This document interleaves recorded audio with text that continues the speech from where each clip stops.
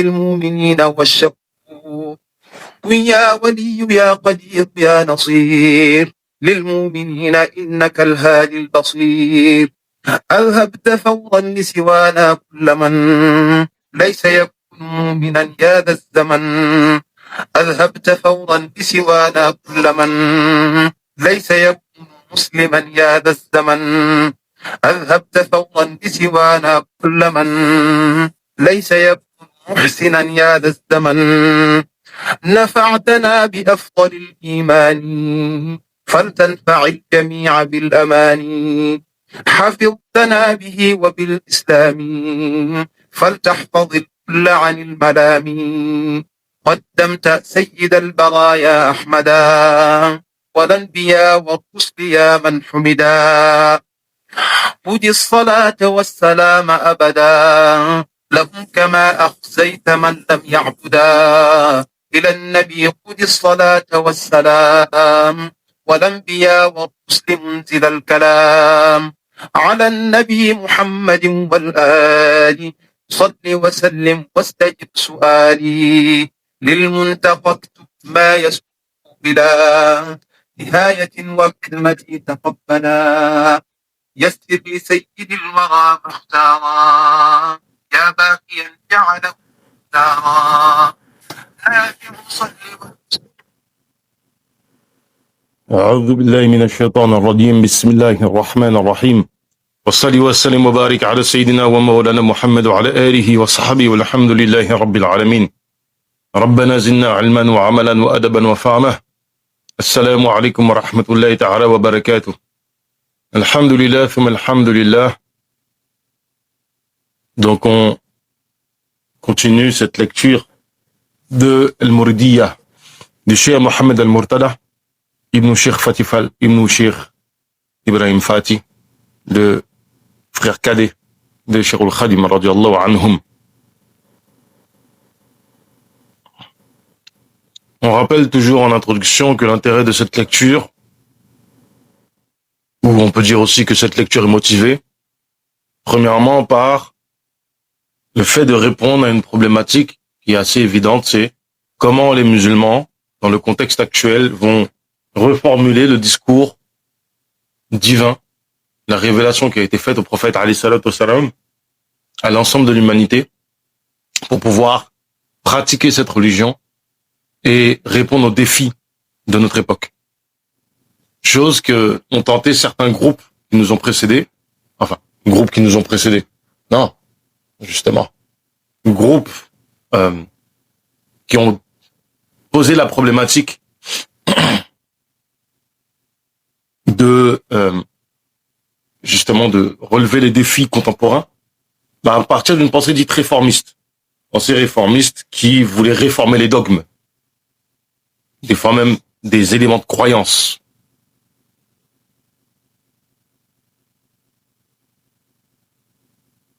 Et donc, avec cet ouvrage-là permet de répondre à comment justement on répond à ce défi-là. Le deuxième aspect, la deuxième motivation de présenter cet ouvrage-là, c'est de montrer en quoi le Mouridiyya, que la voie que Cheikh Al-Khadim radiallahu anhu a décidé est parfaitement orthodoxe.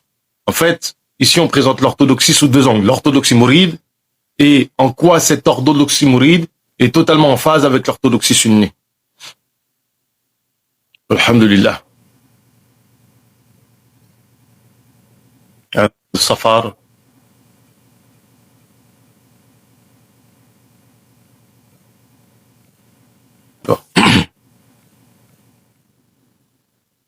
Donc, on était sur les fondements, à savoir que la première partie de l'ouvrage, le premier chapitre, traite du cheikh, traite des travaux du cheikh, le cheikh, sa réalité spirituelle, qui il est, son profil, et ses écrits qui principalement traitent de la prière sur le prophète alayhi salatu wassalam, de les éloges sur le prophète alayhi salatu wassalam, qui a aussi écrit un certain nombre d'ouvrages dans les disciplines islamiques telles que le tawhid, la théologie, telles que le fiqh, le droit musulman, tels que le tasawwuf, tout ce qui relève de la spiritualité, du goût spirituel, et même dans la langue arabe. Il a aussi un recueil de hadiths et certains ouvrages qui contiennent des hadiths aussi. Deuxièmement, on a parlé de sa relation avec les colons, qu'il a mené à l'exil. Cet exil qui a une grande importance, une très grande importance. Pourquoi? Parce que c'est elle qui lui donne son degré spirituel. Et ce degré spirituel, justement, les bienfaits que nous, qui sommes rattachés à Cheikh al-Khadim, radiyallahu anhu, et qui informons les gens des bienfaits que nous avons reçus, et c'est ça le Magal, c'est lié en fait à ces événements-là. C'est pour ça que dans ce chapitre-là, l'auteur, Cheikh Mohamed Murtada, rappelle la relation et l'inimité qu'il y a eu avec les colons, et il termine cette partie-là avec les bienfaits que le Cheikh a reçus. Et nous sommes sur la troisième partie qui traîne des fondements de la tariqa, des fondements de la voie, notamment, on a parlé de la science, de sa mise en pratique, et là on aborde Siyam, le jeûne. Le Cheikh radiyallahu anhu, évidemment, a ordonné ce qui est tout à fait normal. Alors ici, en arabe c'est muhafidha, c'est d'observer, de préserver ce jeûne du mois de Ramadan en leur énumérant les bienfaits qui y sont attachés. Tout comme il les a exhortés au jeûne surrogatoire tout en évoquant certaines occasions de l'année où il est bien de jeûner. Alors, je vais pas trop m'attarder sur la question des bienfaits du jeûne spirituel. Je vais parler de certaines choses évidemment, mais je vais pas trop m'attarder. Je me suis rendu compte quand on a fait la présentation de justement cette question d'avoir au moins ces bases en théologie. On a étalé 2 ou 3 pages de cours, de lecture. Le chien nous dit amma siyama fa huwa fi afdali ma talabta mardatan bihi wa na'ima lianna fil jannati baban la yaqib fihi siwa ahli siyami fahtasib. Donc quant au jeûne, il fait partie des meilleurs moyens qui procurent l'agrément d'Allah Ta'ala, car parmi les portes du paradis, il y a une qui n'est accessible qu'aux jeûneurs, prenant en considération. Ça, c'est les vers de Masalikul Jinan. Et en général, quand vient la période de Ramadan, on fait des cours spécifiquement, on enseigne des règles du Siyam, des règles légales, et ensuite on aborde la chose d'un point de vue spirituel, notamment en utilisant Masalikul Jinan et en extrayant un certain nombre de principes spirituels. فَذَا الَّذِينَ حَافَظُوا عَلَى الصِّيَامِ شَهْرِ بِهِ أَغْلِقَ باب الإليام أبواب جنان النعيم فتحت للصائمين والجميع انفتحت شكرته الله على شهر الصيام ستدخلون جنة دون أيام.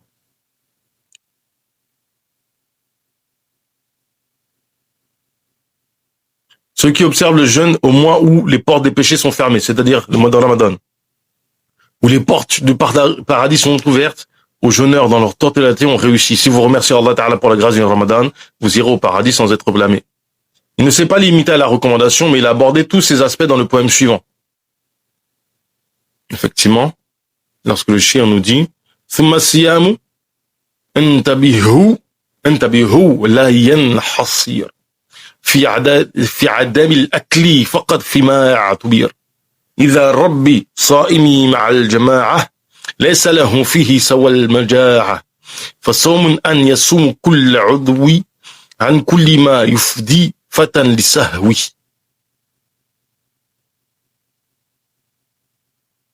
فلتمسك عن نظرة إلى الحرام والمشي والسمع له مع الكلام كل فكرة ردية كما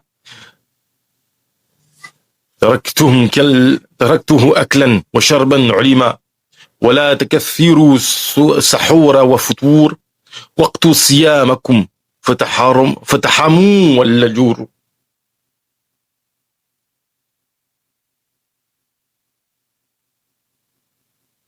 إذ كل من ملا بطنه طعام وأكثر شرب عليه والمنام فإنه مع البهيمة استوى إذا فاته خير كثير وتوى. وبعدهم يأكل أكل البقار وقت فطور ووقت السحار حتى يكون بطنه ثقيلا جدا فصار قلبه مشغولا عن ذكر ربه عن ذكر ربه يدعي صيام عن ذكر ربه يدعي الصيام وهو لا يحوي فتيلا في القيام.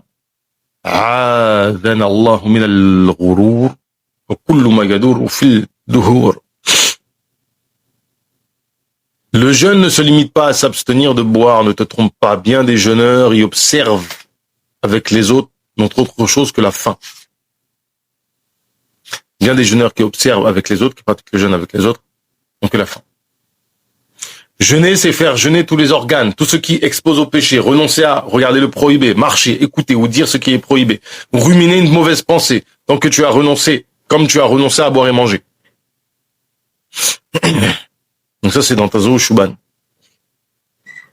Ne te gave pas à l'aube ou à l'heure de la rupture, car ça prive des récompenses. Celui qui mange trop, boit trop et dort trop est comparable à un animal, a laissé passer beaucoup de biens et va à la ruine. Certains mangent comme des vaches à l'heure de la rupture ou à l'aube, rendant leur ventre trop lourd et par conséquent, quand le cœur détourné de l'invocation d'Allah, croyant avoir jeûné alors qu'il ne compte aucune prière de nuit, qu'Allah nous préserve de l'illusion et de tout ce qui nuit à jamais, on va garder les explications sur les degrés du jeûne. Juste, vous voyez bien que le shir indique le jeûne non pas sous son aspect uniquement légal, bien qu'il a des textes qui expliquent le jeûne légalement, de façon succincte en règle générale. Il ne rentre pas dans tous les détails qu'on peut trouver dans les bouquins de faire avancer. On va dire que c'est un niveau débutant. Et vous voyez qu'il cite un jeûne qui porte vers une certaine spiritualité, délaissé en fait, au moins le jeûne de la tariqa, comme dit Cheikh Abdel Qadir Jilani, c'est le jeûne qui consiste à délaisser tout ce qui est détestable, tout ce qui est haram. Au moins cela. C'est pas seulement ne pas boire et ne pas manger. Az-zakah. La zakah. Le shir, radiyallahu anhu, accordait une importance particulière à la zakah sous toutes ses formes. Du moins, en arabe, c'est sadaqa sur toutes ses formes. Bijama'i suruha. Wal-infaq. Et la dépense.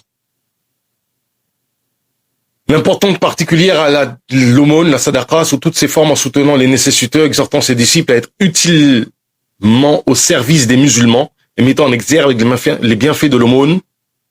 Il dit dans Masalikul Jinan, alors ça c'est important parce qu'en fait il faut comprendre que Masalikul Jinan, il y a un livre qui est pareil, qui est construit en fait en 3 grandes sections. Il y a l'introduction, première partie, deuxième partie. Ouais, c'est ça. En fait, dans l'introduction, si vous voulez, c'est une introduction qui est magistrale, qui se suffit à elle-même en matière de traité de tasawuf. Alors que vous pouvez retirer en fait le reste, la deuxième, troisième partie, l'introduction seulement en fait de Masalikul Jinan est magistrale, c'est-à-dire qu'on vous explique des notions de tasawuf qui sont éparpillées dans les concepts et dans les idées un petit peu partout ailleurs dans les ouvrages. Là, c'est rassemblé de manière succincte. Par exemple, pour la définition du wird et la place du wird en fait dans la tariqa, dans le cheminement spirituel, dans toutes les turuq, c'est dit avec une précision, une concision qui a été rarement égalée avant.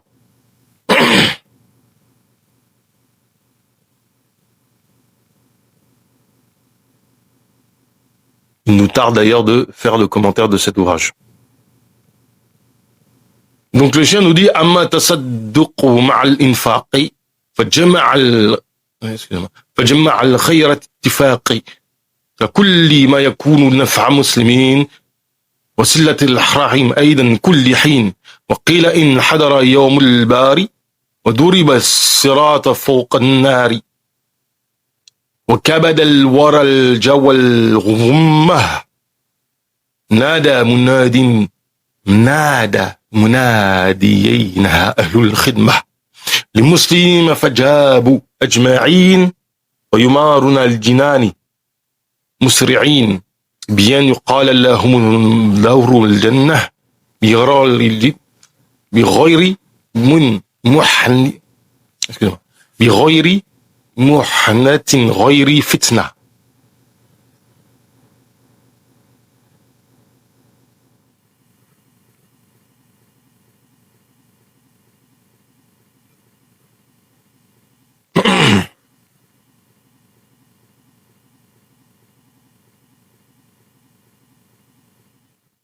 Quant à la sadaqa et les autres dépenses pour la face d'Allah, elle renferme tous les biens sans exception, de même que tout ce qui profite à un musulman, ainsi que les bienfaits envers les parents. Silatul Rahim.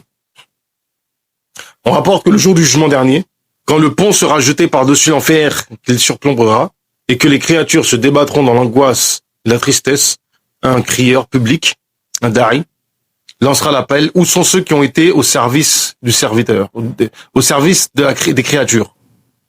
Non, au service du... Excuse-moi.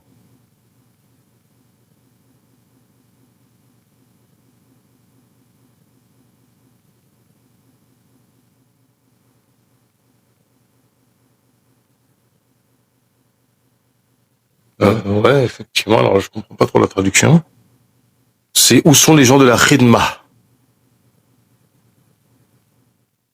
Donc en fait, là, on ne sait pas s'ils ont mis service du créateur. Il doit y avoir une erreur dans la traduction.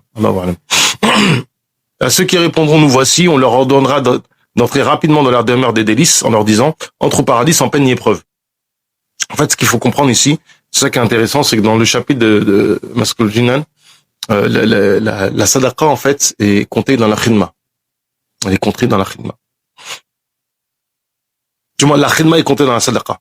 Et ça développe, en fait, toute une méditation sur la place de la khidma, à savoir que, en ce qui concerne le mourid de base, classique, ce qui illustre, ce qui définit le cheminement, entre autres, en plus de ce qu'on va trouver habituellement, on peut rajouter la khidma, mais une khidma ici qui est centrée sur d'être bénéfique à la société, aux créatures.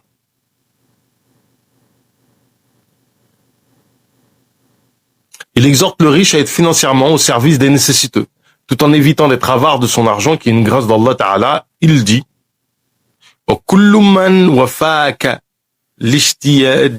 لِاشْتِدَادِ فَاصْبُبْ عَلَيْهِ مَطَرَ الْعَطَاءِ وَإِنْ كُنْتُ ذَا غِنًى وَلَا تَحْتَكِرِ مَالًا إِلَى غَدٍ الْخَوْفِ ضَرَرِ لِأَنَّهُ سُبْحَانَهُ تَعَالَى هو الذي أعطاك ذاك المال فحيث أكثرت فيه التلفاء لوجه أعطاك جل الخلفاء.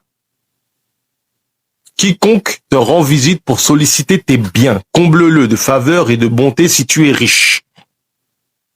Mais ne thésaurise jamais ta fortune par crainte de pauvreté, car Allah Ta'ala, c'est Allah Ta'ala qui t'a offert cette richesse. Si tu la dépenses délibérément pour son amour, il te restituera tout ce que tu auras dépensé. Il faut noter une chose, c'est que dans la khidma, et même dans la sadaqa, il y a la zakah spirituelle, qui est la zakah du savoir, du ilm.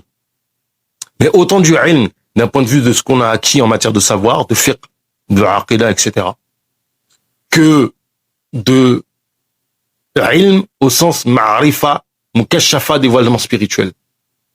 Toute personne qui a atteint le nisab de ilm, alors le nisab de ilm n'est pas défini ici, contrairement au nisab qui définit clairement ce qui doit être dépensé, mais le nisab de ilm ici, lorsqu'il est dépensé, du moins qu'on atteint le nisab de ilm, de savoir, de mukashafa, s'impose à nous le fait de transmettre cela aux créatures. On peut même arriver à un degré où il est obligatoire pour nous d'être un éducateur spirituel.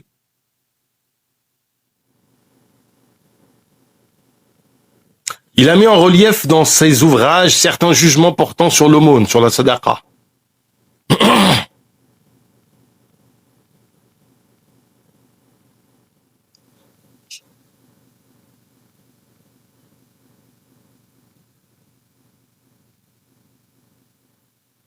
Alors, intéressant. وفي توضيح فرائض الزكاة وأدابها مصارفها وأحكام الزكاة الفطر. Alors ouais, en arabe c'est beaucoup plus développé ce qu'il dit. Il a mis donc en relief, si vous voulez, les obligations, les règles, les adab, à qui on doit donner les zakah,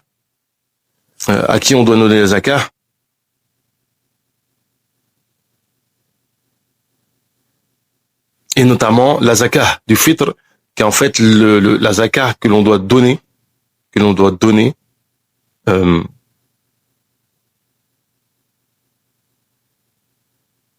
à la fin, dans la zakah de la rupture du mois de Ramadan, qu'on doit donner effectivement, qu'on doit donner le jour du Eid, le premier Shawwal. أما زكاة فارض لها تعد 4 خذوها كلها نيتها تمام حول وتمام نصابها عدم نقلها التمام ثم لها قد ذكروا أداب 3 تحصل الثواب وهي طيب النفس فيما ثم أن تكون من وسط مال قد علن ثالثها ستر عن العيون خوف الريا مفضي لعيب الدين ثم زكاة الفطر ساعة قد تجب عنكم وعمن فتوه منكم طلب من مسلم بجل عيش دهري ولا تعطوا حرا مسلما ذا فقري وهي تصرف إلى 8 وهي تصرف إلى 8 عدمهم قد جاء في القرآن ذوي فقري والمسكين ثم عامل مؤلف القلب كما في الكامل وفي الرقاب ولغارم وفي سبيله وابن السبيل يقتفي وعن طلوع الفجر من قبل الصلاة عندهم ندب الإخراج الزكاة وكرهوا بعد طلوع الشمس وتخيرها كزهدي دون اللبس والأمر بالتحسين والإعادة وبالمداوة حديث باري. Donc, quant à la zaka, on compte ses obligations à 4. Observe-les tous. Donc, on va pas développer trop questions fiqh. On va quand même, on va faire des explications très succinctes. Donc, dis la chose suivante. Il y a quoi? Il y a l'intention, niya. L'intention, on fait de la sortir. Avec beaucoup de détails, en fait, sur le fait que si quelqu'un, on lui a extrait de force, etc. Sachant que ça sera valable. C'est-à-dire que même votre zakat sera valable. Vous ne serez pas plus redevable de l'obligation de la zakat. Chose que vous aurez commis un péché de ne pas l'avoir sorti de vous-même. Que la base imposable soit atteinte, c'est-à-dire un nisab par le bien. Effectivement, il y a le nisab pour les biens financiers, l'or, l'argent, les biens de commerce, et aussi pour le bétail, pour les récoltes. Il y a aussi un nisab. Soit atteinte par le bien, le nombre de transferts de la donation. Alors ici, un petit détail, c'est que le terme de l'échéance, tamam ou haoul. En fait, le haoul, c'est l'année fiscale. L'année fiscale, c'est pour les biens de commerce, c'est pour l'or et l'argent, et c'est pour aussi, comment ça s'appelle, le bétail. Par contre, il n'y a pas d'année fiscale pour les récoltes. Plutôt, ça se calcule. On va dire que c'est en fonction de la récolte. C'est-à-dire qu'en fonction des différents produits agricoles, on extrait au moment de la récolte. Après, il y a des détails, comme je dis, on va pas rentrer dedans. À savoir que on a ce week-end un séminaire sur la zakat qui va se fixer principalement sur la zakat d'un point de vue pratique dans le contexte français, avec mis en avant le madhhab maliki. Et pour ceux qui auraient du mal à suivre le madhhab maliki, parce que c'est plus compliqué, c'est l'un des plus compliqués, le madhhab du imam Abu Hanifa, qui est plus simple. In fine, l'idée, c'est de pouvoir payer sa zakat sur ses biens. Donc, par exemple, on va pas traiter de la zakat sur les troupeaux, sur les récoltes, parce qu'il y a très peu de musulmans en France qui sont dans cette situation-là. Ceux qui seraient dans cette situation-là, bismillah, on peut tenter un coup. Ensuite, fait mention des adab, des bons usages, des bons comportements qui sont au nombre de 3, qui procurent la récompense. La première, c'est de ne pas faire les choses aux yeux des gens par crainte de l'ostentation, qui est nuisible pour la religion. Effectivement, c'est mandoub. C'est mandoub de donner la zakat à quelqu'un, il le fera prendre. Et là, je suis en train de me rendre compte qu'ils ont manifestement zappé des...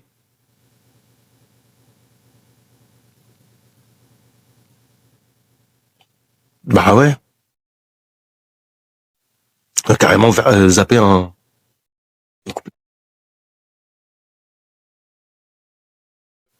verre entier. Ouais, en faisant. Petite erreur. Donc, alors c'est quoi Tiboun Nafsi, le faire de volontairement, si vous voulez. On vous contraigne pas à la sortir. Et de la donner sur la... En fait, ça s'applique sur cette question-là, ça s'applique surtout à la zakat des troupeaux et des récoltes. C'est donner la valeur moyenne. Donner la valeur moyenne des biens. Par exemple, vous avez des dattes d'hyper bonne qualité, des dattes de mauvaise qualité, des dattes de moyenne qualité, vous sortez sur les moyennes qualités.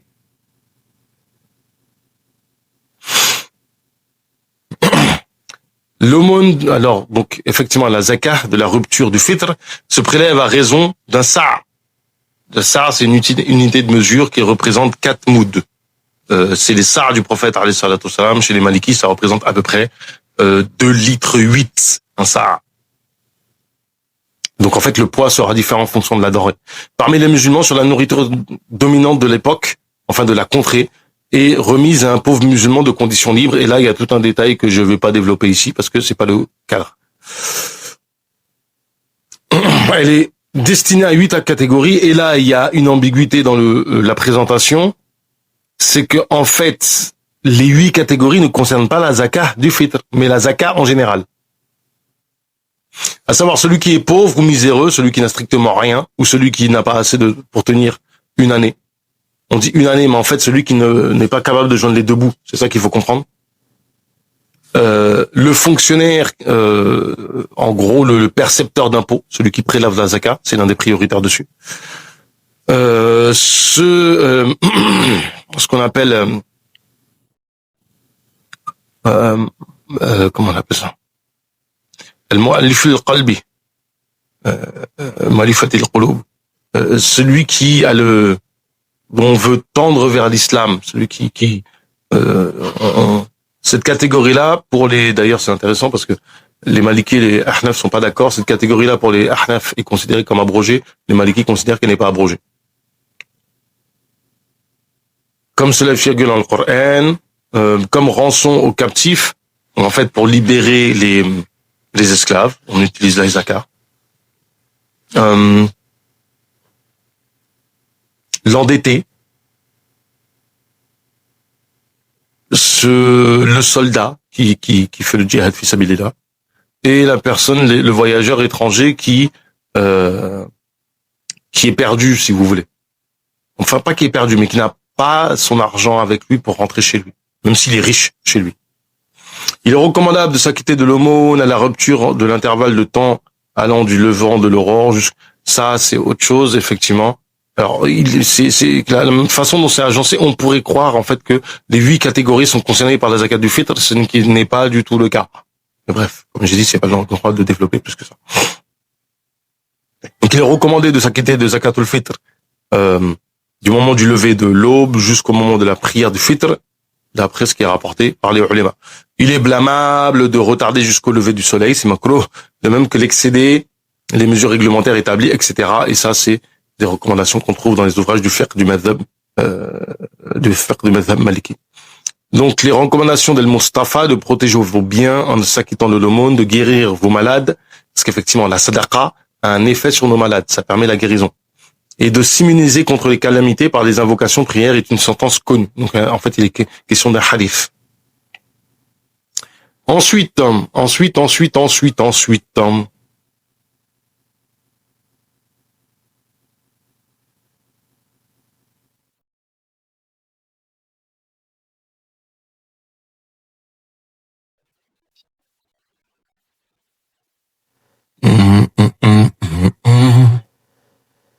Allah. Allah. Khamisa, donc 5e recommandation, effectivement, qui est importante. Al-Hajj. Le pèlerinage, le Hajj, à l'instar des autres obligations, incombe à tout musulman réunissant les conditions de santé et celles financières. Dans son attachement à tous les cultes, quelle que soit leur nature, le cheikh a appelé tous les mourides à effectuer le Hajj en cas de possibilité sincère. Cette invite se répète dans beaucoup de ses ouvrages traitant de fiqh. Il nous dit Islamukum dhikru illahi was salatu was samu wal hajju kadhalika zakah. Comme on trouve dans ça, si je me trompe pas, ouais, c'est dans Tazawwud ou c'est rare. Donc votre islam, c'est le dhikr d'Allah, en fait kalimatu shahadatain, as-salah, la prière, le jeûne, as-siyam, al-hajj, donc le hajj et la zakah. Il dit aussi Islamukum ya ayyuha as-sigharu liman lahu ad-dunya wa tilku al-dahru wa dhikru illahi was salatu was siyam wa hajju zakatu kullu dhi hatman yuram. Alors ouais, en fait j'ai fait une erreur juste avant. Enfin là c'est Tazawwud Sirah, tout à l'heure c'était Tazawwud Shubayh. Bref, c'est un détail. Votre islam c'est l'invocation d'Allah. Ô vous les petits, la foi aux propriétaires des deux demeures, c'est l'invocation d'Allah, la prière, le jeûne, le pèlerinage, l'aumône légale, etc. Le cheikh n'a pas manqué d'attirer l'attention sur le Hajj en incitant les mourides qui en sont capables à accomplir cette obligation qu'on effectue en groupe et en même temps dans l'ensemble du monde musulman. Effectivement, c'est une adoration qui se fait à un temps précis, dans un moment précis, à un endroit précis, encore plus que les autres.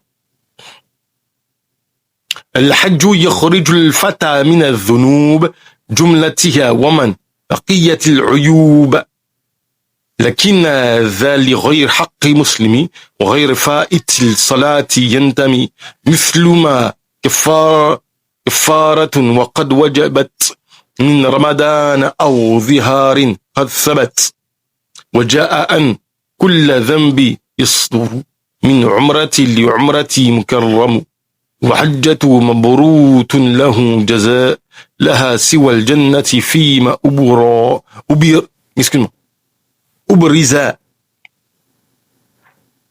Donc le chien nous dit le Hajj lave l'homme de tous les péchés. Plus précisément, en arabe, c'est dit, il le fait sortir de fata, le jeune cheminant spirituel, le jeune chevalier spirituel, des péchés, de l'ensemble des péchés, de ce qui reste de l'ensemble de ses péchés, de ses défauts. Cela n'est pas valable aux musulmans qui ne respectent pas les droits des autres. C'est-à-dire que si tu es négligent, ça ne te purifiera pas totalement. Il y a celui qui néglige les prières.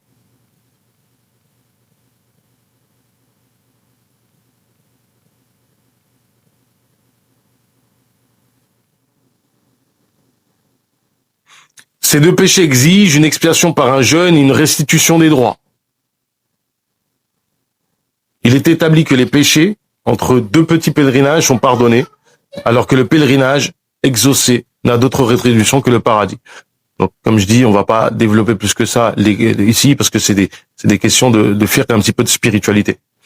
Ces vers explicitent les intérêts liés au pèlerinage, au hajj béni, dont la récompense est le paradis promis aux pieux. En outre, le hajj béni écarte l'usage de tout argent illicite, comme le fait d'implorer les gouvernants afin d'effectuer le hajj. Car Allah est pur et n'accepte que le pur. Wow, ah, mince. Non, il était dur quand même, le chien. Les ulémas, en fait, d'Al-Mu'ti, ils sont durs des fois.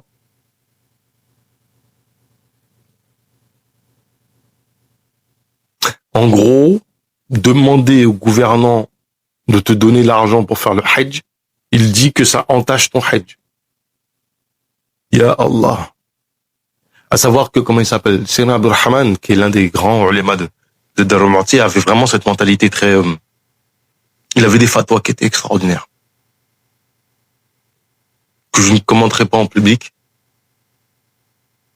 mais ceux qui s'intéressent à notre patrimoine mouride connaissent et savent que Sayyidina Abdurrahman était quelqu'un c'est au-delà de l'orthodoxie, c'est pas seulement ça, c'est d'une rigueur et d'une sévérité quand il s'agit de dire la vérité qui est assez étonnante. Il y a beaucoup d'héritiers de ce profil-là aujourd'hui, mais lui, il était vraiment écarté des affaires du monde.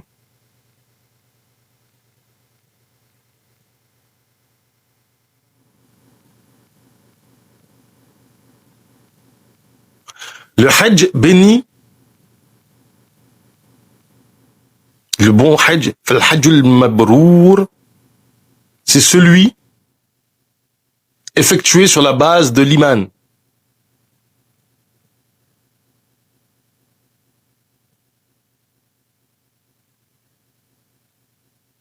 Pour manifester son iman et du sentiment de s'acquitter d'un devoir.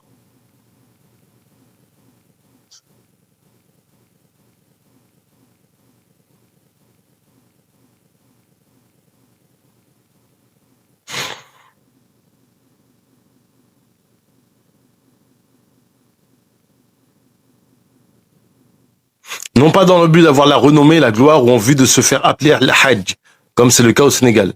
Parce qu'en fait, si vous voulez, al-hajj, ça devient un titre au final. Où le hajj n'est pas perçu comme un devoir qui incombe à tout musulman réunissant les conditions, mais plutôt comme donnant accès à un rang social et à la popularité. Vous voyez, en fait, les gens le font, non pas par l'obligation, mais pour avoir le titre.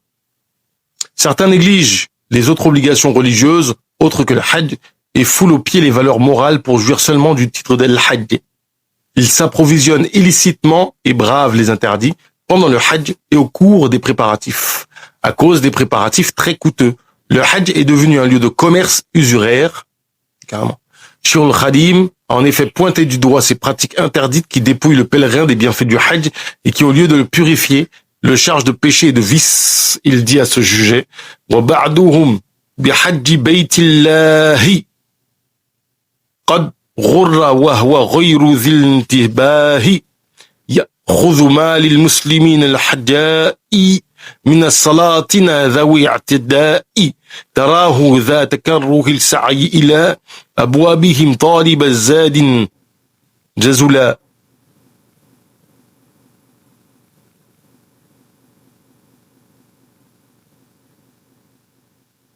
ويتزود إلى البيت الحرام في الحجة ذلك بالمال الحرام وربما يفوته للتعب فرد فصار مائلا للعطب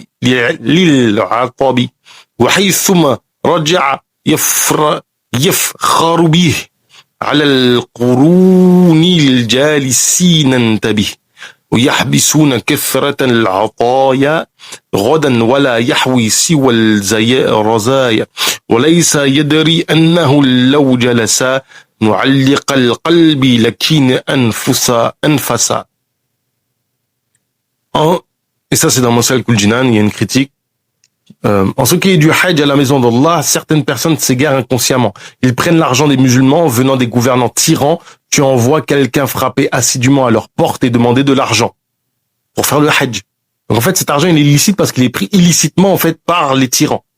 Il se rend à la maison d'Allah en se servant de cet argent illicite, il pourrait manquer une obligation à cause d'une fatigue certaine. Une fois retourné chez ses semblables, il se vend pompeusement à eux, pensant demain à une grande récompense, il n'aura emporté que des péchés. Il ne sait pas que ça aurait été mieux pour lui s'il était resté avec un cœur bien intentionné. Alhamdulillah, on va laisser la dernière question qui va être posée pour demain, c'est pourquoi Shir n'a pas fait le hajj, tout simplement. Et même on va aborder certaines notions par rapport à ça, comme le fait que il est rapporté certaines, puisqu'on est dans le mois du Magal, on va profiter pour débunker toutes les bêtises qui ont été dites à ce sujet. ربنا زدنا علما وعملا وأدبا وفهما وهب لنا يا كرم في التلاوة خيرا كثيرا منك والحلاوة وصلي وسلم وبارك على سيدنا ومولانا محمد وعلى آله وصحبه والحمد لله رب العالمين.